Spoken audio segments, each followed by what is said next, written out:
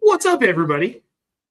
Hello, and welcome to the Nate and Herms show right here on Optimus Fantasy. I'm a little thrown off not having the intro video. Herms, I forgot to download it. I'm sorry. Yeah, it happens. It does happen. Apparently, our Twitch stream is not working. So if you were trying to watch us on Twitch, you're kind of screwed. My apologies. What's up, buddy? Oh, dude, not a whole heck of a lot. Just, football season starting, which means fantasy season is starting, which means we get the podcast together for the first time in like an official capacity, I mean, we've done some stuff where we guested on each other's pods. This was inevitable, right? At a certain point, the universe was going to align those stars so that way we could actually have a real show together. Because, at this point, I mean, we've both been doing this for about, 5 or so years now. And it's like, the one person I talk to every day for the most part is you. Right. Right. And the thing I've thought about a lot leading up to this show, we've been planning this for we're probably in like the 4-month range of having planned this show. We talk a lot of football, and I feel like the world needs to hear our conversations, Herms. Like, we do some good work. We work through some good things when we have these deep conversations. So that's what we're going to do. You guys just get to hear what our brains do on a daily basis when we are chatting, talking, video conferencing, texting, whatever the hell we're doing. Are we being profane on this show? It's late night. It is late night. I don't know. I'm really trying to be better at not saying the F word on things. Same. So I'm gonna keep myself to that. But anything else? All right. We'll see. Well, before we get into it, let's hit up the chat here because we've got some excited people. We've got Toronto Dave. He stays ready. We know he stays ready. Toronto Dave is one of the OGs for both of us in this industry. Dave was kicking around when I had like 15 followers. So I'm always thankful, Dave. Thank you for tuning in. Thanks for showing up. The Fantasy Cat, Mr. Scampers, buddy. Missed you in Canton this year. Really sad you guys couldn't make it. You and Dame, you guys are amazing. 2025, do it. You're going to do it. We've got Albert Mariquin dropping in the chat. He says, hello, everyone. Thank you guys for tuning in. Oh, my God. Dude, look who it is. Mike. Dirty Mike. What up, Mike Valeri? Mike Valerie, dude. We shared a house with this dude in Mobile for the Senior Bowl. Good guy. College football savant at FF_Dirty Mike. Make sure you're following him on Twitter. Mr. Scamper says next year for sure. Yes. Thank God. You guys have got to come out. You and Dame, who is obviously your better half, as we all know, much like my other better half is Jen. And Mike wants to make grilled cheese later. Dude, I'm hungry. I had a French bread pizza for dinner. There you go. What kind of cheese are we talking though, dude? You're a baker. But I want to know what your grilled cheese game is, Mike. Like, are we talking, is this like a 5 cheese? Are we tossing some bacon, some grilled tomatoes in there? I don't know. I want to know. I like to slide in one piece of pepper jack just so that way there's like a little bit of a kick to the grilled cheese. That's the Herms secret move. Yeah. So we're going to get into football here in a minute, but how I gained 45 pounds between the end of my senior year of high school and the beginning of my freshman year of college was this: 2 hot dogs cut in half on a flat top with onions, tomatoes, sourdough toasted on the flat top. Put it all together, grill it in the salamander, melt like 5 slices of provolone over that hot dog, onion, and tomato, and just go to town. I'd have 2 of those a day.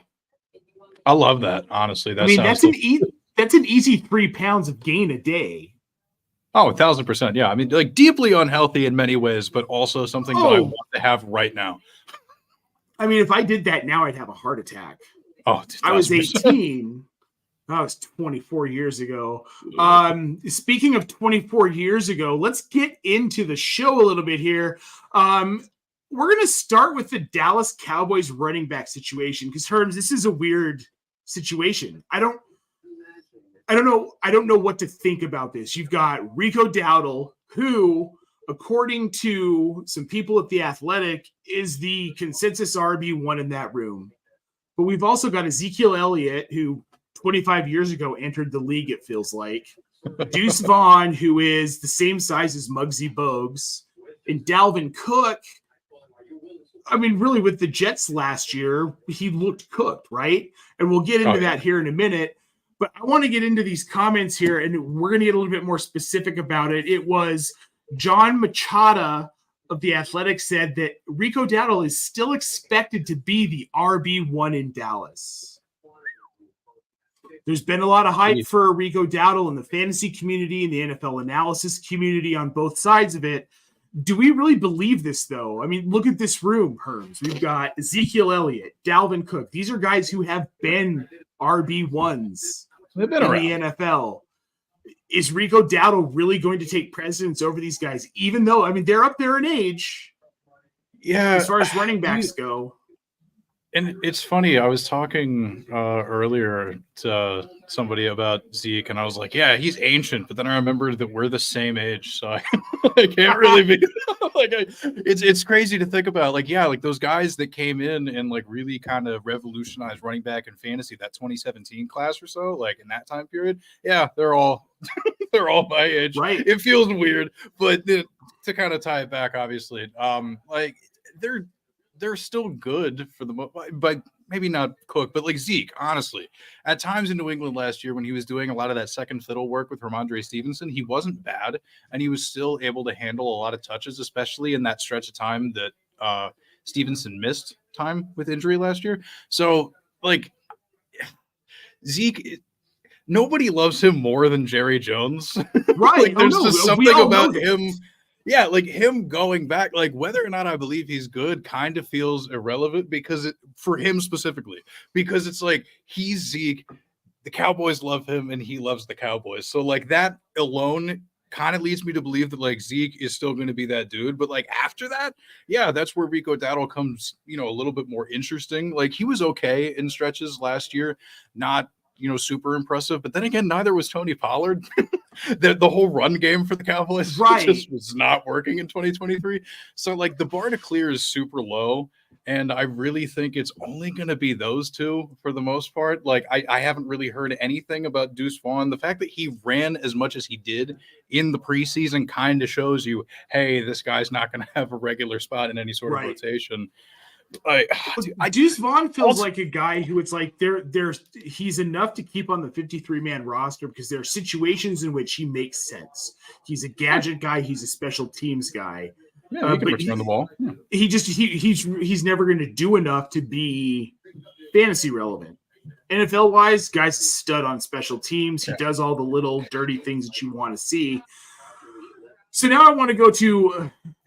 Is Dalvin Cook cooked? But I want to bring this conversation around in a different way that I wasn't expecting based on our previous chatter here. So when we're talking about these older running backs just being done, they fall off a cliff. And I think this goes for every other position as well.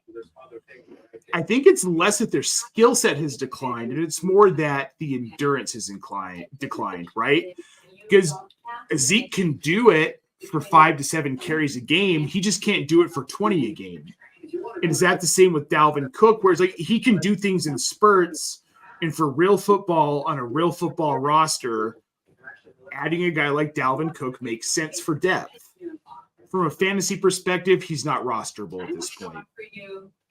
Or probably really at any point, we know why he's there. He was 3 years ago. Oh, for sure. Yeah, no. And like, there's a reason he's there. I'm glad he's there. He definitely serves some sort of like veteran purpose that they really needed in that room for sure. But like, dude, yeah, like, and kind of what you were saying, like, I think about the fact that like, I'm somebody who, I think I have pretty good balance. Like I don't fall very easily or whatever, but like, I do a handstand on my head anymore because just certain things physically or whatever. Like I'm not like super old, but I'm pushing the 30s.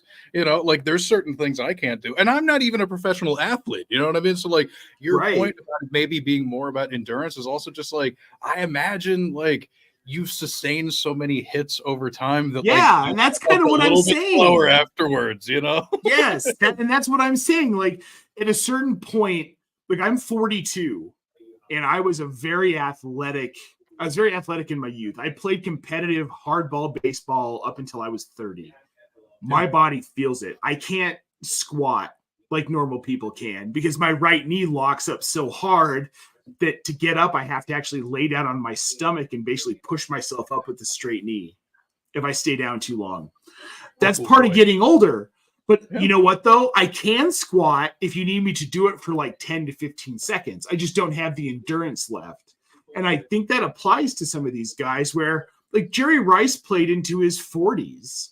But was he relevant from a fantasy perspective from age 36 on? Not really. He still contributed in a meaningful way to an NFL offense. I think as managers, fantasy managers and fantasy participants and DFS players and bettors, we need to understand that these guys are going to continue to be relevant within the league, but they're just not going to be fantasy relevant. And that's okay. Dalvin Cook's not going to steal any meaningful work from Rico Dowdle, who no one has rostered as an RB1, and no one will roster as an RB1. No one is going to think that he's going to be an RB1. At best, what are you starting Rico Dowdle as in fantasy? If you have him rostered week 1, flex?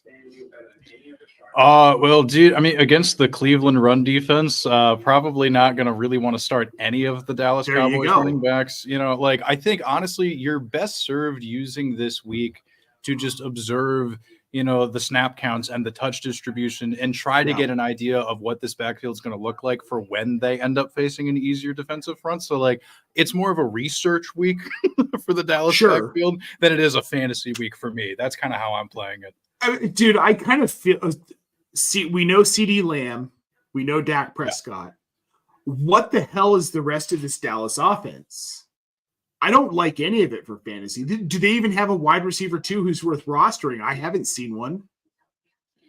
No. I mean, for as much as I love Brandon Cooks for like the lifetime achievement that he's put together in his career, you know, like of course, but like, and he had his time where he was,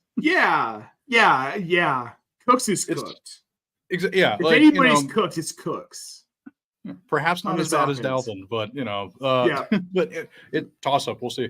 But then after that, like, Jake Ferguson's interesting. I mean, it's also a really tough matchup because I think I was researching. Well, Ferguson was what, tight end 10 last year? And he really had a spot. He had a stretch in the middle of the season where he became super useful for managers, but I think then he kind of crapped out in the playoffs. But like I think about him as maybe potentially interesting, but generally, like, they also, I don't know. There's no depth for those pass catchers outside of CD Lamb, like, at all. But they always find a way to make it work. So, now, like, hold on a second here. Hold on a second here. This is their depth chart at wide receiver, and this is per sleeper.app. We've got their wide receiver 1 is listed as Brandon Cooks. Sure. CD Lamb is listed as their wide receiver 3 behind Jalen Brooks. But for context here, Ryan Flournoy, buddy. Let's go. Senior Bowl favorite. Flournoy, that kid is so nice. He is so nice. I didn't say a word. You were the one who wanted to talk to him. We were impressed watching him at the Senior Bowl in Mobile. And he couldn't have been kinder. And I want to see. And you know what? I'm going to say it. I feel like this is a situation where maybe Ryan Flournoy becomes the wide receiver 2 in this offense. He's got speed. He's got good hands. He went to a smaller school, probably affected his draft capital. So where was he out of? I don't remember. I think it was Southeast Missouri State. Yeah, it was something really tiny. So look, I kind of want to stop talking about the Cowboys. So we're going to move on to their bitter rival, a team that did something fairly notable today. They signed Trent Williams, baby. They got him back in camp. Now, if you're wondering why a half fantasy, half NFL show gives a shit about an offensive lineman, I don't consider shit a bad word. If you've seen South Park, you know, you can say it anytime. I want to just – so first of all, Trent Williams is a future Hall of Fame offensive lineman. 1,000%. I think we can Left tackle is the most important position for most quarterbacks on the offensive line because most quarterbacks are right-handed, thus the left tackle covers their blind side. Trent Williams, very important piece. Brock Purdy's splits with Trent Williams off of the field last year. Here we go. And I want to give a shout out to Rich Rebar at Lord Reeves on Twitter. Dropped this knowledge for us here. Want to give him credit. Great dude. Fantastic follow. And Sage Drafter. So with Trent Williams off of the field, 89 dropbacks last season for Purdy, a 44.9% pressure rate, a 6.1% sack rate, a 5.2% interception rate, and a 2.6% touchdown rate. With Williams on the field, 39.8% pressure rate, a 5.4% sack rate, 1.7% interception rate, and a 6.7% touchdown rate. Yeah, I mean that this was a lot. This was a more important signing than Brandon Ayuk. Oh, dude, like in so many ways, like pretty much most of the ways. I mean, yeah, because like I don't know, it's ridiculous to describe an entire offensive line based off of one person, but in the case of the San Francisco 49ers and just how like colossally talented Trent Williams is compared to even other, you know, generally highly regarded left tackles in the game, like he's just that much better. You know, like as a DC area native, one of the biggest losses that the Commanders had as a franchise was not keeping him happy so that he could stay here. So like, yeah, he's absolutely incredible. It opens up so many things. And like the most important thing, it keeps Brock Purdy from making those turnovers, those unforced errors that don't need to happen.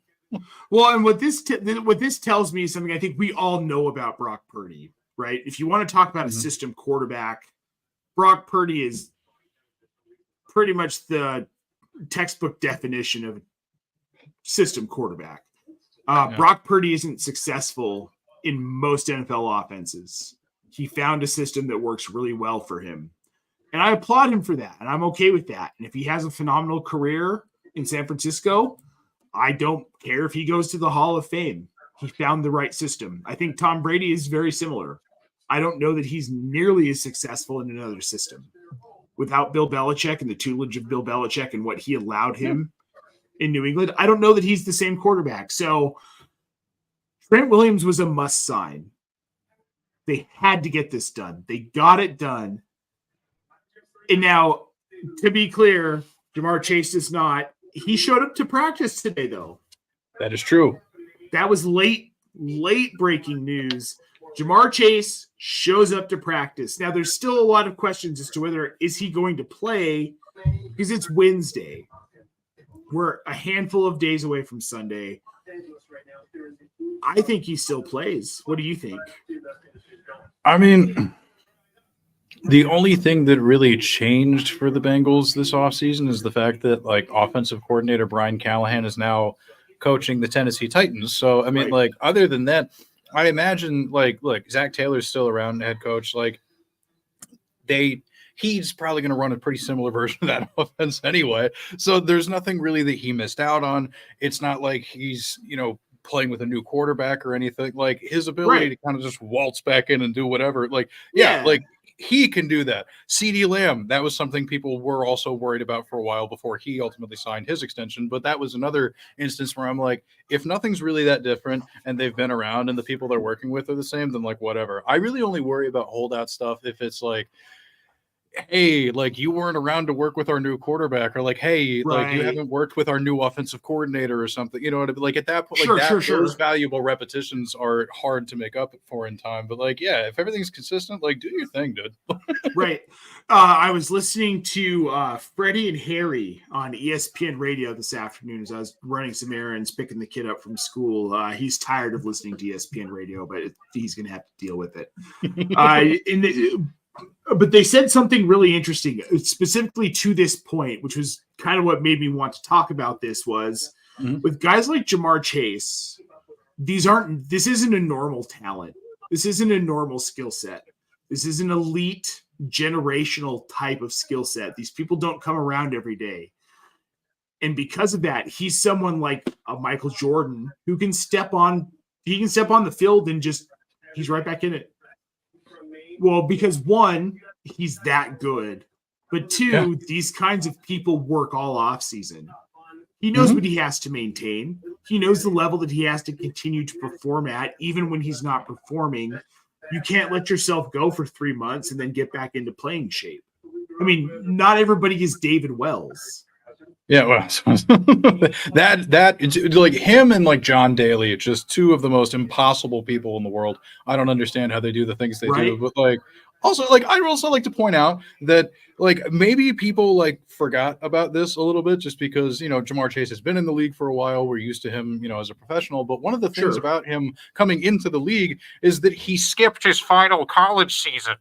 Like he was just like, I'm already going to get picked high. I don't need to be doing this. Whatever. It's fine. Like the dude missed a whole year of playing college and then just waltzed into the NFL and was awesome. So it's like, like if he can do that, then like an off season, whatever, like workouts, all that stuff. Yeah, he'll be fine, dude. He'll be fine. Yeah, he'll be fine. I want to pop into the chat here real quick. We've got Vince Mapstone, homeboy from down under in Australia.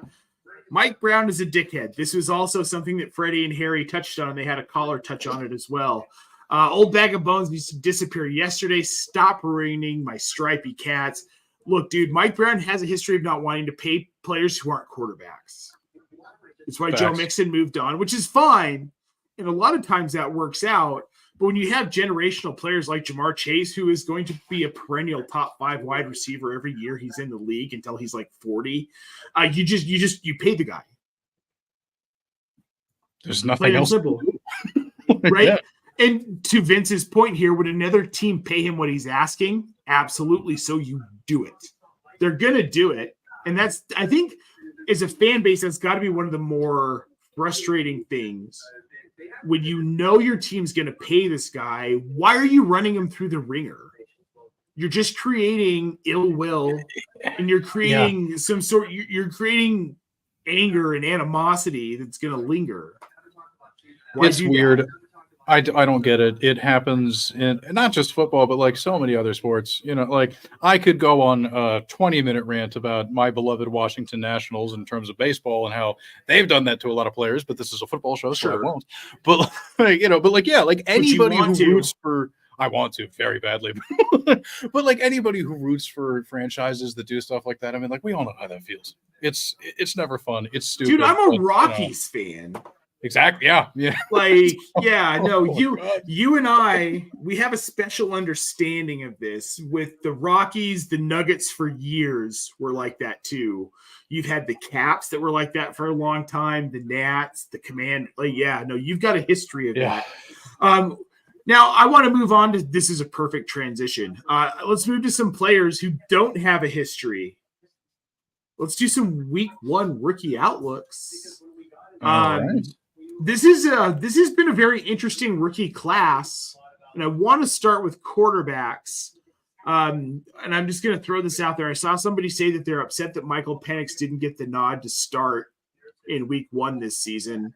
And I would just like to know, why are you such a big Washington Huskies fan, and maybe just stick to college football?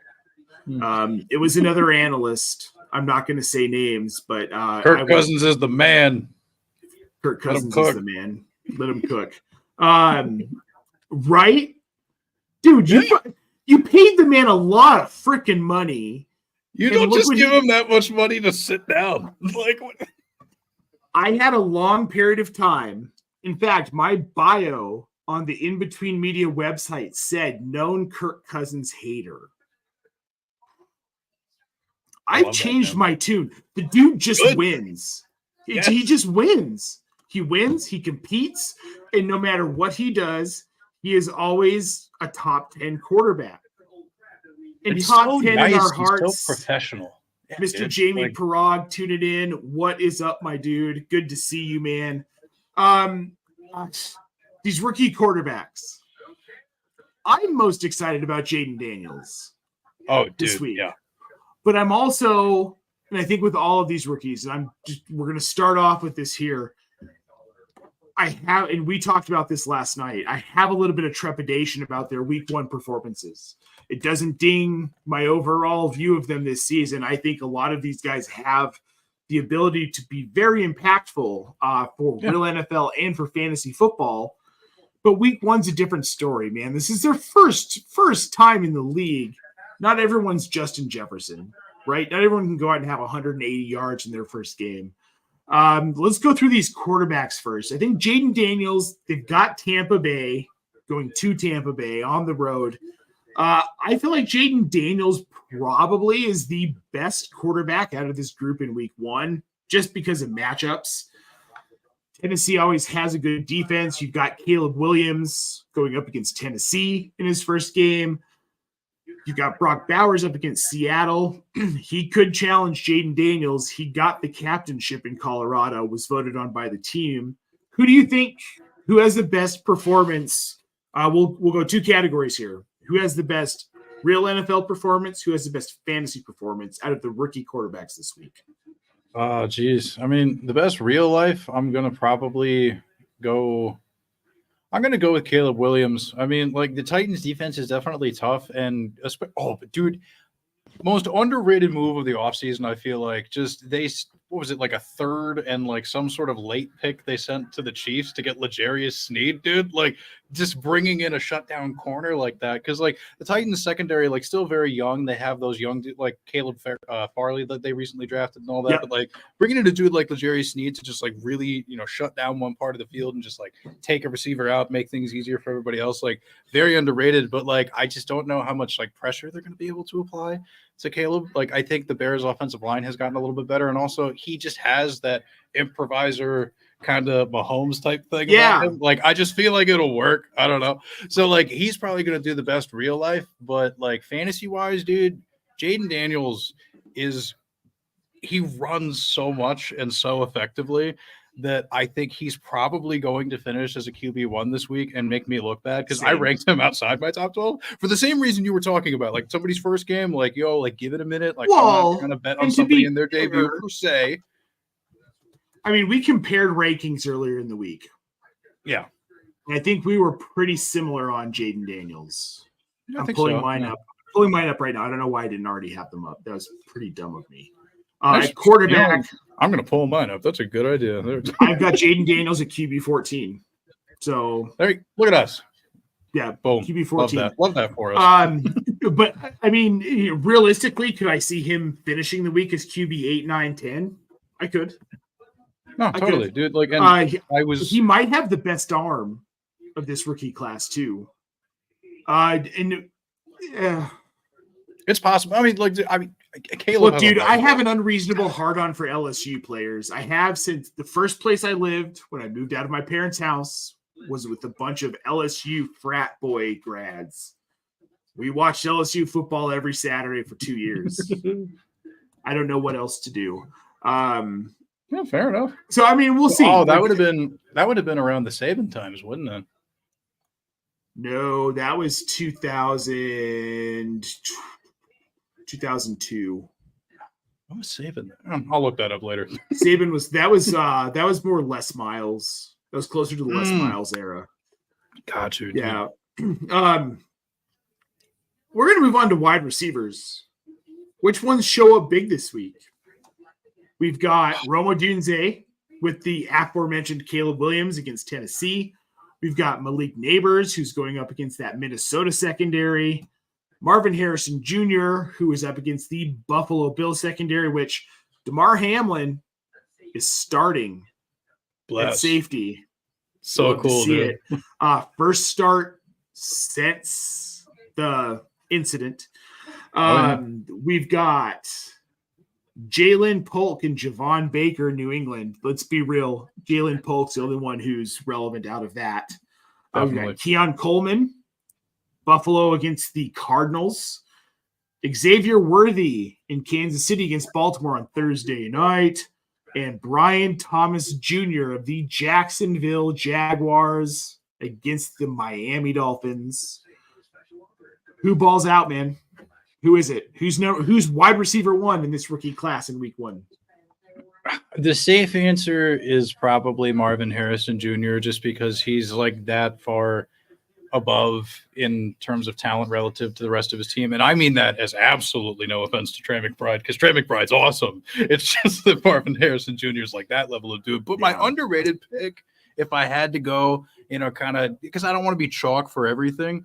Sure. Xavier Worthy, and the fact that the Chiefs have low-key built this like track team type offense, because we praise the Miami Dolphins for having the amount of speed that they have all the time. And then we look now, Xavier Worthy, like his 40 time, I'm pretty sure it was like 4.2 something, like ridiculous. Absolutely by far the fastest. Yeah, the fastest at the combine and all that. Rasheed Rice is also a fairly fast dude. And then Isaiah Pacheco, also somebody who I'm pretty sure ran a sub 4.4. So like they have really kind of recaptured that kind of essence that they had once upon a time in the early years of Mahomes. And I think that like that is something that could be really interesting, especially because we were talking about L'Jarius Sneed before, the team he's no longer on. Right. He's gone from the Chiefs. Like Trent McDuffie going to have to step up, be cornerback 1, probably focus a lot of his attention on Zay Flowers. And wait, that actually has nothing to do with it because they're on the same team. Whatever. It's late at night and I got confused. But still, I really it's fine. I think, Xavier Worthy, just with that speed and the fact that like opening night also just kind of has its own special charm. I'm low-key just kind of buying into that a little bit as well. But like, dude, just give me all that. So I think mine is probably going to be, I think Roma Dunze. I don't know why. I just have this stupid feeling. I think he has like a multiple touchdown debut. Yeah. I don't know. Marvin Harrison Jr. is too easy of a choice. It's so chalk, but it's chalk for a reason. Yeah. I mean, that's fair. That's fair. It is. Yeah. I don't know, man. All right. So I want to get into the chat here real quick. We have got a couple. Well, we've got one big one here. We've got Buy Money over there on Twitch. Thanks for tuning in, buddy. Make sure you subscribe. We need those subscribers. And we'll keep answering your questions like crazy, man. He's got Hurts, Bijan Robinson, Derrick Henry, Garrett Wilson, Devontae Adams, DK Metcalf, and Sam Laporta. He wants to know, Herms, did I cook, fellas? I am going to say you absolutely Michelin star. Michelin star. How many, though? 2? I said 2 Michelin star. That's a 2. Definitely a 2. That's a 2.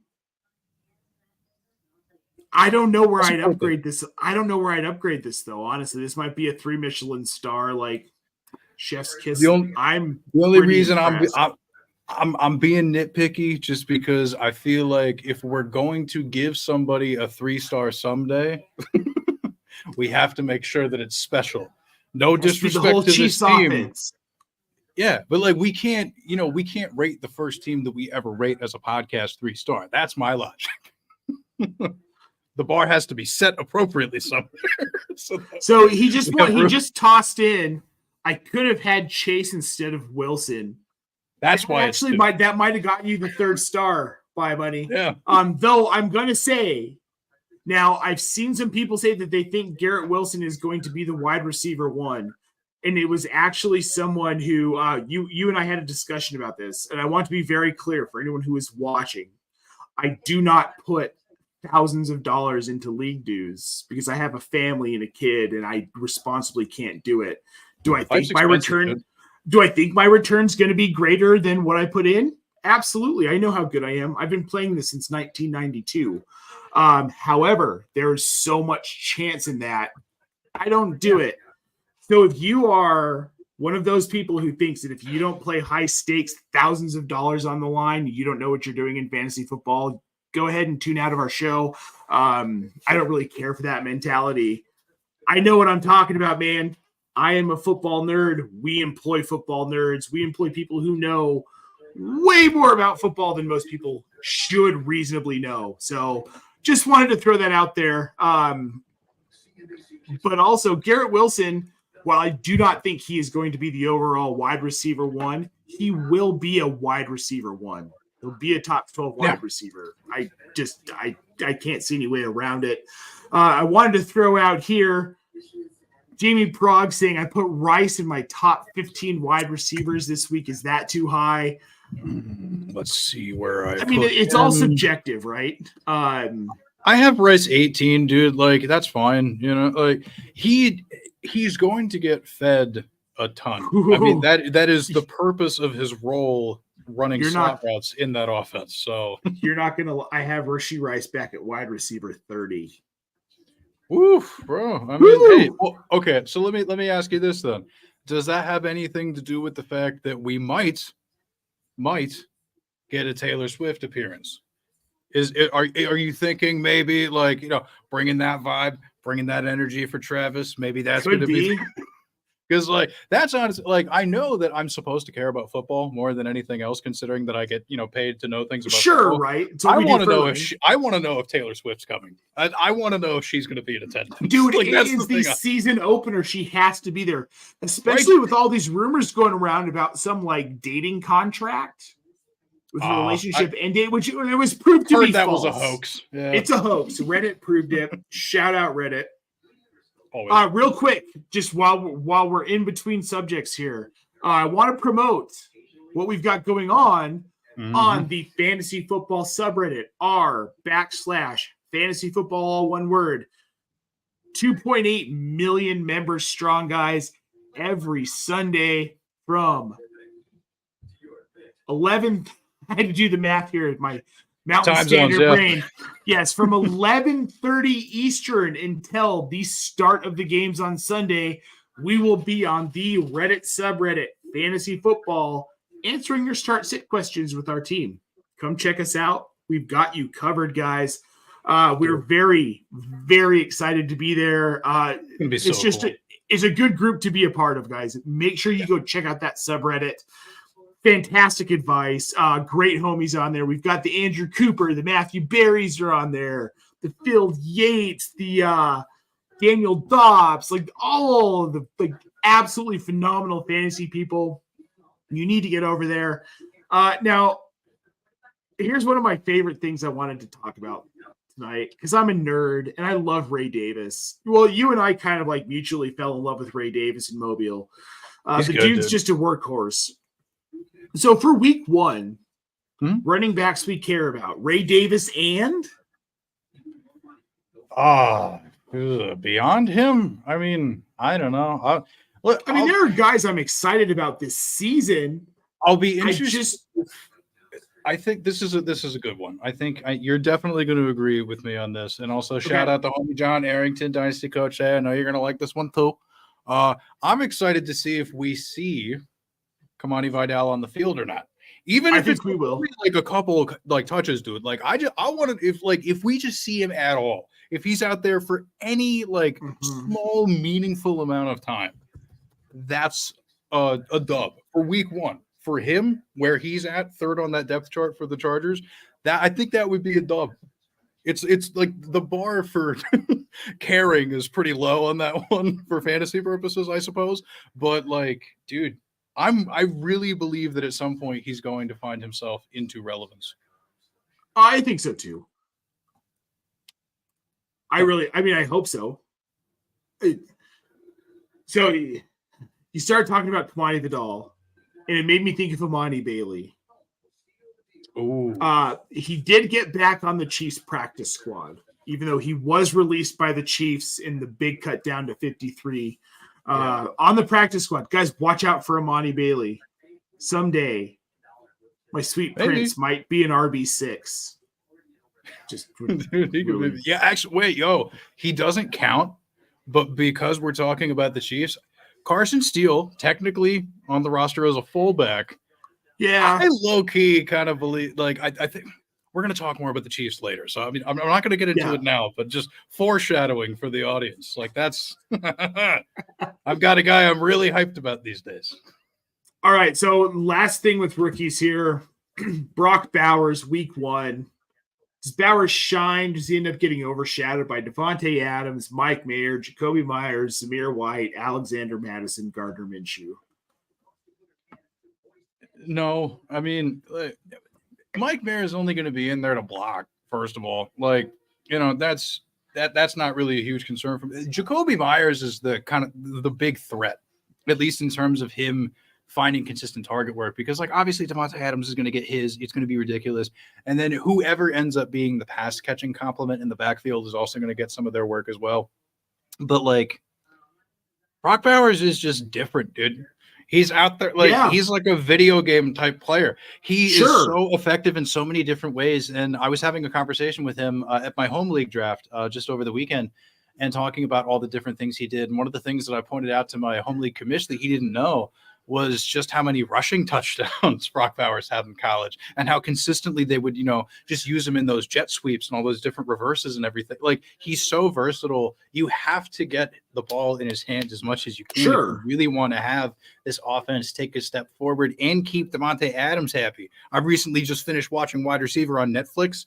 We started it. We haven't gotten close to finishing it, but I won't say anything else, but it's not a spoiler because it's about last year and you know what happened last year. He talks a little bit kind of about how he's feeling about the Raiders and stuff. And it's really interesting. And I thought it was very telling, not in a way that should raise like super, crazy alarms or anything, but like just enough to, kind of say to me, like, of course they're going to give it to Bowers.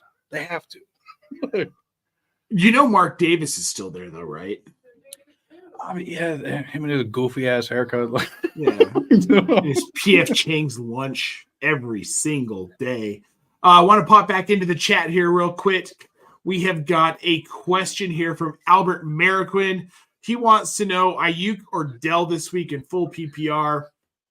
I'm going to start this out. This is really easy for me. It is Tank Dell. Ooh, we're going to disagree on that one there, buddy. All right. I'm so sorry. Let's hear it. I want to know why, though. Because I'm unsure of how much 11 personnel that the Texans offense is going to run, which means that one of Tank Dell or Stephon Diggs is going to have to come off the field in those two receiver sets, man. Why can't it be Nico Collins? And run Diggs and Dell out there? I mean, I don't know. Why not? It's possible. Dude, it's feasible. Here's the thing. But I hear what you're saying, but here's what I keep going back to.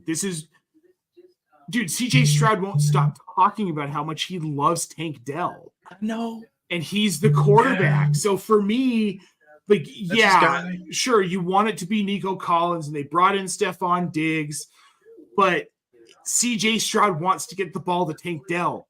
He is the quarterback. Ultimately, when the ball is snapped, it is up to CJ Stroud who he is targeting first, who he's looking for. My gut tells me it's going to be Tank Dell every freaking time. So I would put it this way then. What you're really choosing between is risk tolerance. The risk of Tank Dell's role versus the risk of Ayuk probably going up against Sauce Gardner a lot. Like that is I get why you're having to choose between these two, and whichever situation makes you feel more comfortable, because both are kind of concerning. That would probably be what Jamie knows. See, hey, he got that before I even said it. That's why the chat is undefeated. But yeah, dude, that's really what it comes down to for me. I get it. I just want to shout out to Mr. Coupe Fiasco, Mr. Fantasy Alarm himself, the Amani Code. Indeed. Now, this is an interesting statement from Vince here. Will be interesting to see how much run Jaylen Wright gets, if any. Mike McDaniel is Kyle Shanahan, is Mike Shanahan, is Sean McVay. So it could be a day where he gets 150 yards on 20 carries. He could see 2 carries and get -7 yards. No way to know. Ayuk facing Sauce Gardner. TD saying Nate might be one of the few people higher on Tank Dell than me. Well, it's because Dell's a bucket getter. That's why. I can't help myself. I like bucket getters. Yeah, like I do not want to besmirch his name. He's good. I'm just a little skeptical. I'm a little worried. That's all I get it. Now we're going to move on to some older, more seasoned bucket getters. There were a lot of moves this offseason. A lot of players changing teams. Guys that we've seen play for the same team, maybe thought they'd never leave. One of those, the king of the DMV, the one and only Derrick Henry, now in Baltimore. I don't know that there's a lot to talk about around this except this. Is Derrick Henry a candidate to be overall PPR RB1 yet again this season, even though he's going to be 34 and he's in a new city? I mean, like RB1 overall, probably not, but like we don't need him to return on the value because like I really thought the change of scenery and going to that offense was going to boost his ADP a little bit higher. But I think one of the really big overarching themes that we're seeing in fantasy football in general over the past couple of years is just a lot of like dynasty and, kind of best ball theory permeating into each other. So there's just this mono strategy of all like formats. So the fact that Derrick Henry is so, quote unquote old, even though he's only a year older than I am, right? Also something I just remembered recently. Like, I think that probably suppressed the, ADP a little bit, but I want to call back to what we were talking about earlier with the whole concept of some of these dudes just wearing down a little bit and how that leaves room for other players within their backfields to maybe. Oh, here comes Justice Hill. Yeah, exactly. Like, but you're right. It's a role that is important. And like Derrick Henry can't really be out there for that change of pace type stuff at this point because it's undue harm onto his body in a spot where like he's reserved to be your thumper and kind of barreling through gaps, not out here doing fancy other crap. It's like asking my old ass to get on the roof, save me for cooking dinner. Exactly. I'm not a roof guy. I'm a dinner guy. Somebody else to do the roof shit. Yeah, there are roles in these backfields for a reason. Don't make Derrick Henry do the roof shit. Exactly. So, like, when you have a guy like Justice Hill and the fact that, like, look, Keaton Mitchell tore his ACL super late last year. I have no idea when we're going to see him. He won't be back this year. Yeah, there's no reason to bring him back. Let him heal. Yeah, it's and fine. The only other threat on that roster, now, granted, it's a player that I really liked as a college prospect, Rasheen Ali out of Marshall. Yeah. But at the same time, I don't think he's really going to be able to step in right away and challenge somebody like Justice Hill. So it's like, I think Derrick Henry is going to finish as an RB1, not the, but definitely an RB1. And I think Justice Hill could end up being like a flex dude more like often back than end RB3. Yeah, I can see that. Not every week. Not every week, but like situationally, sure. Yeah, and I'm with you. Now let's move on to Derrick Henry's old team, the Tennessee Titans. There was kind of a massive overhaul there. They brought in Tony Pollard, they brought in Calvin Ridley, they brought in Tyler Boyd. We've got Will Levis, who is now starting at quarterback. What do you think? What do you think of this offense? Because I struggle with it. Because with the receiving core, I'm really just not interested.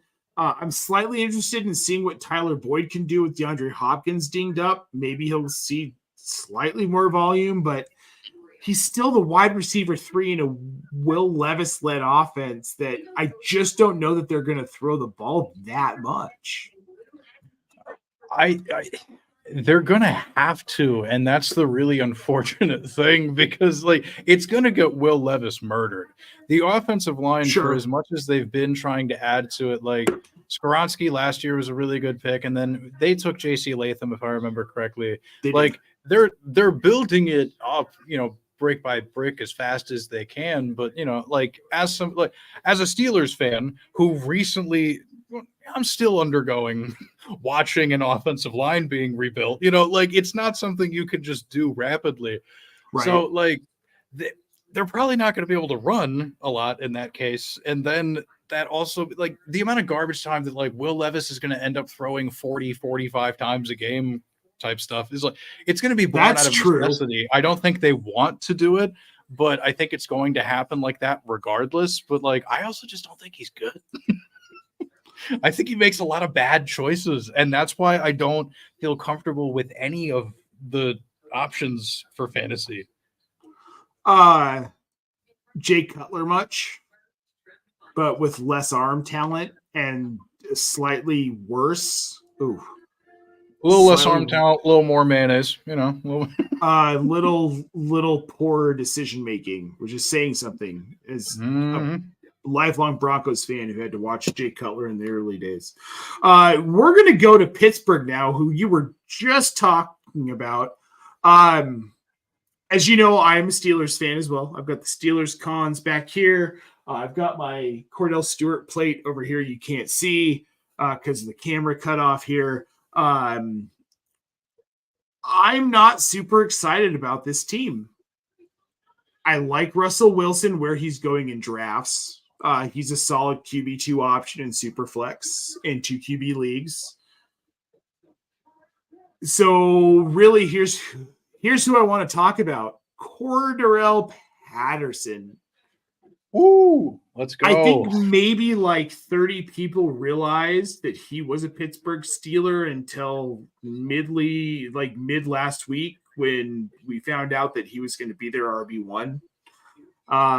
Yeah. How do you feel about this? How do you feel about this Pittsburgh offense? I don't know, from dude. a fandom standpoint, from a fantasy standpoint, because from a fandom standpoint, I'm like, can Tomlin keep his above 500 streak going this year with this team, with Arthur Smith as the offensive coordinator? But then also I'm like, well, but it's Mike Tomlin, so they're going to be at least 9-8. They'll figure it out. Does Russell Wilson make it through the season as the starter? No, absolutely not, dude. Like that, I get why they're starting with him because at least in terms of being able to deliver passes, he was the one best at it in some of that limited preseason action that we saw. But at some point, what they're going to realize is that having that kind of old man, kind of babysitter type quarterback that can, just make the offense move along a little bit, not really going to explode that often, but, it can keep it moving, rather pedestrian. And they're going to be like, wait, but we have this kid sitting on the bench that can run faster than like 75% of the defenders on the field. Yeah, he might miss more throws, but he can also turn around and just go boom.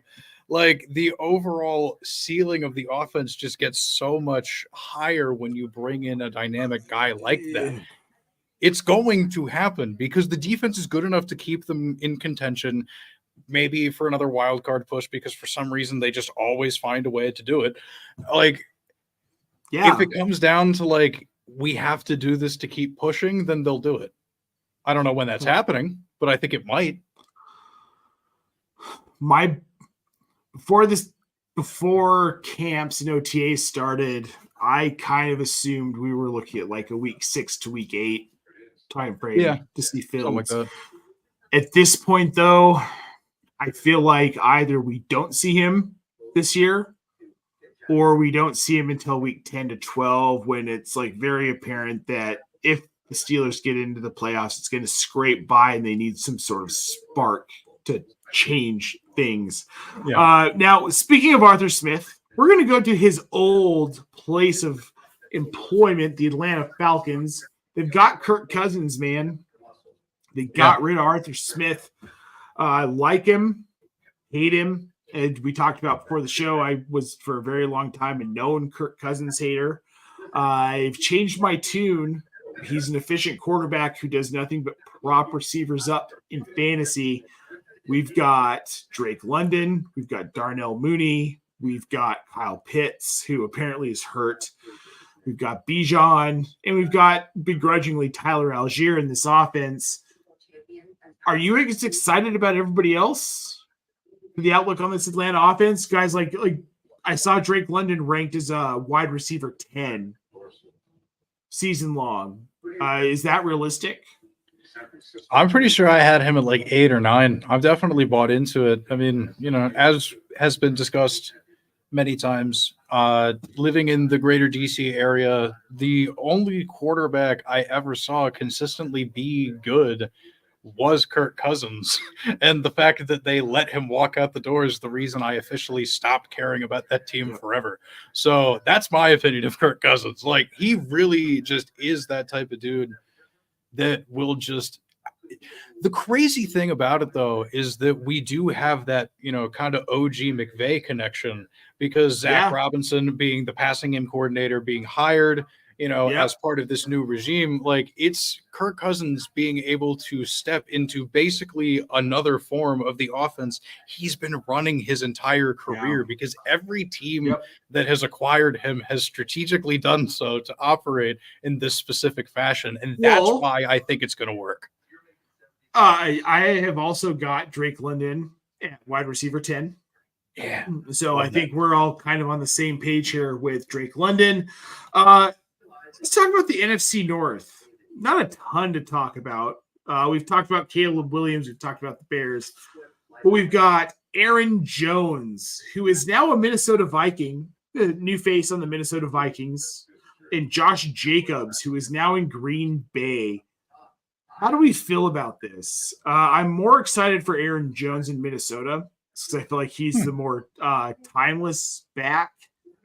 I'm not as excited about Josh Jacobs, but I think it's because I feel like he took such a massive downturn in the second half of last season.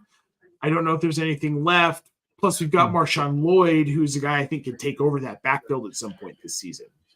I mean, you don't pay Jacobs that much money to leave the door open for something like that. Like, that's kind of my concern, but I don't think that necessarily precludes Marshawn Lloyd from having a role. Like, the whole, like, AJ Dillon's neck injury that put him on season-ending IR, like, first of all, like, bless up. Very Chris Carson-esque. Yeah, like, unexpected, kind of last minute, and that just elevates an opportunity for somebody. Like, and it's not as though Aaron Jones, when he was with the Packers last year, got all the touches all the time. Like, I think there's room for both to be relevant, but I'm definitely more excited about Jacobs because I think at the, sort of advanced age that Aaron Jones is dealing with, the Vikings found something a little bit in Ty Chandler toward the end of last year. We only saw it in those certain stretches because I think it was like, 2 games into him really having the reins, and then he got concussed or something, and then, he went back into a secondary role, but he looked like he was able to do something and be productive enough. So, like, I believe that backfield in Minnesota is going to be more of a split 50-50 than the one in Green Bay will. Yes, I can see that. But my concern being in Minnesota, week 1, they ran the ball 7 times total. They finished the season having thrown the ball on 68% of snaps, or at least run some sort of passing play on 68% of snaps. The last 3 games of the season, they threw the ball on 71% of snaps. What has changed?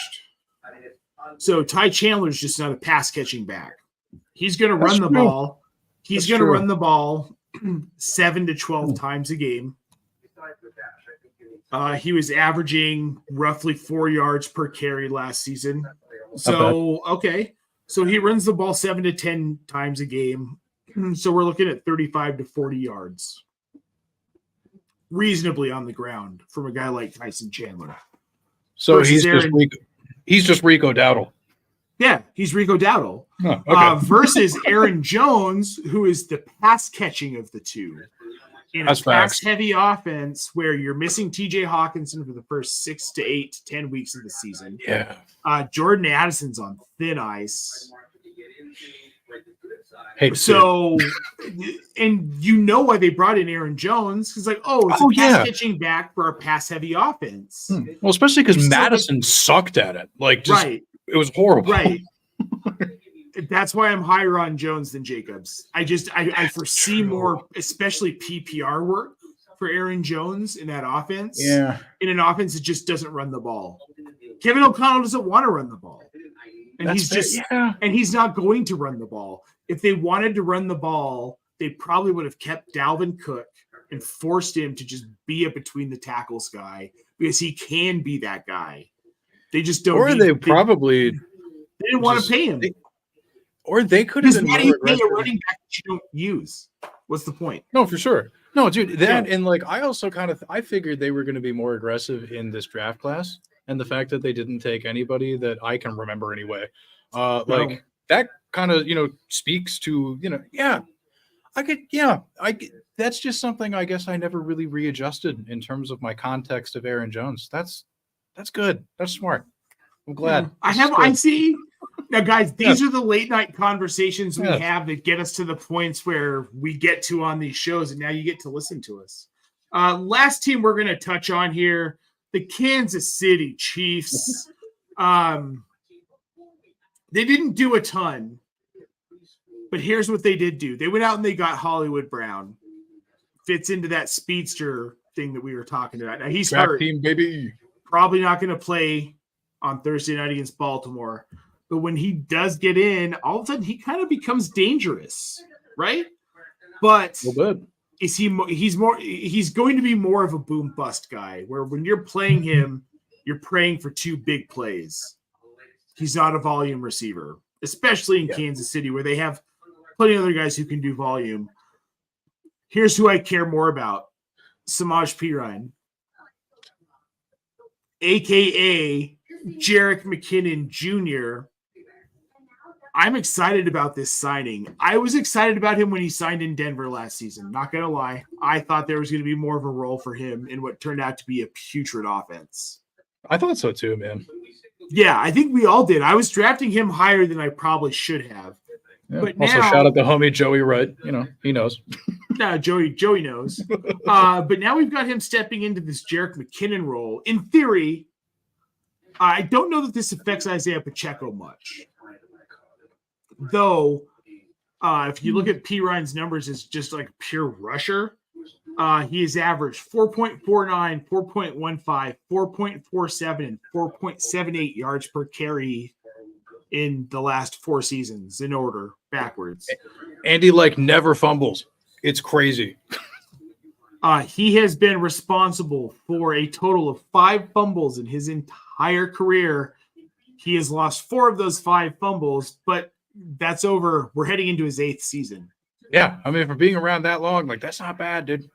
I think Philip Lindsay, who I love dearly, not on the radio as much, but as a player, definitely. That dude didn't lose a fumble for 2 years, and that was impressive as hell. But you talk about you're going into year 8, and you've only lost 4 fumbles your entire career as a running back. And don't forget, he played for the Commanders back in the late teens of this year. He did. So, now that we've talked about Kansas City, we've got a couple things in the chat I just want to pop into real quick here. We've got Mr. Scamper saying, Tomlin, like life, finds a way. Quote from Dr. Ian Malcolm. We've got Jamie saying, I have the Steelers at 8-9, which is better than the Browns at 6-11. Jamie, I'm going to tell you this.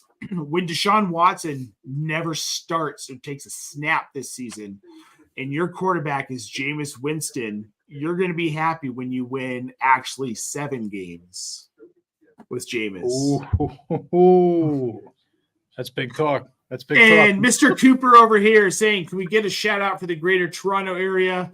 Absolutely. I've never been there, but I know people who live there, especially the one and only Toronto Dave. Shout out Toronto. We love you. And then Jamie's got a question here. Can Baker Mayfield finish as a top 10 QB in week 1? Well, he just answered his own question. Yes, he can. Can Mike Evans finish as a top 10 wide receiver in week 1? Yes, he will. Can Rachaad White finish as a top 10 RB in week 1? Of course, 100%. And then he gets even spicier here, and he says, Winston season will win 9 games. Jamie, I don't disagree with you, quite honestly. My outlook for the Browns offense goes from opposite ends of the spectrum, whether it's Watson or Winston at quarterback. I don't believe that Watson had one good season, guys. And one good season. We know what Jameis Winston is. He's a carefree, doesn't give a shit, having fun quarterback. He's Taco Bell. He's Taco Bell. Yeah. Sometimes he will make you shit your pants. But other times he's going to make you very, very happy. It's going to hit that spot, That's right, man. Well, we have come to the end of our little show sheet. This has been a blast, man. We only an hour and 5 minutes. I figured we'd be going into hour 3 by now. Oh, shit. But we kept it truncated. So, that's great. I just want to point out some things we've got going on the rest of the week before we get out of here. The flagship show is live tomorrow.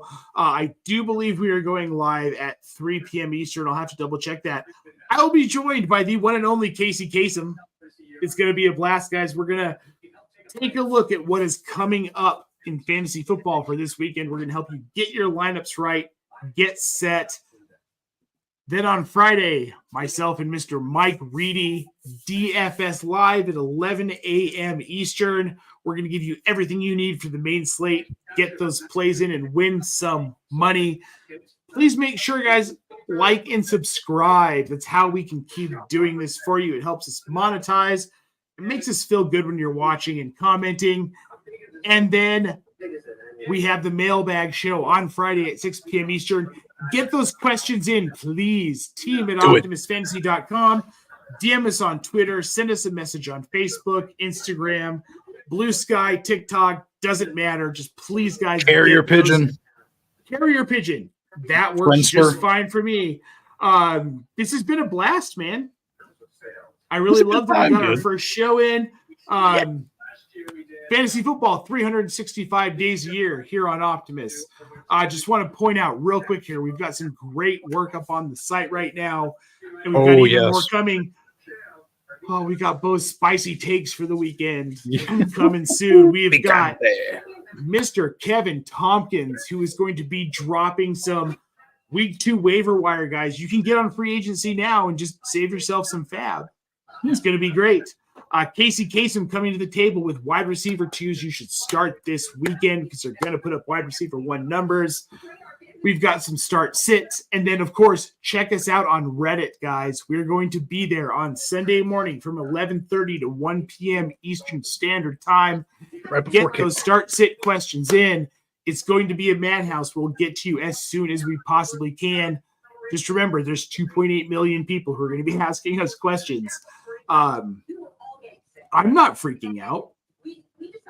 I'm not freaking out either. Are you freaking out? Just a little. I mean, not like a lot, but it's going to be great. This is what we're built for, right? So what we 100% did. Yep. I just want to throw up this last comment from Cruncher Dave. In Beth we trust. Facts. We'll be talking more about that here in the near future. Mm-hmm. Buddy, this has been great. I can't wait to do it next week. We're going to have so much more to talk about. We're going to have a whole week of live football under our belts. Real football. All right. I want to thank everybody for tuning in to the very first ever Nate and Herms show here on Optimus Fantasy. This has been 4 years in the making. We're stoked to be able to bring you this awesome content. Thanks to everyone who tuned in, everyone who is listening to the audio version of this podcast as well. We're just here to help you win and have fun. That's it. That's all we're going to do. So for Mr. C.H. Herms, I am Nate Polvogt. We're going to get you out of here. We'll see you next week, folks. Market is so small.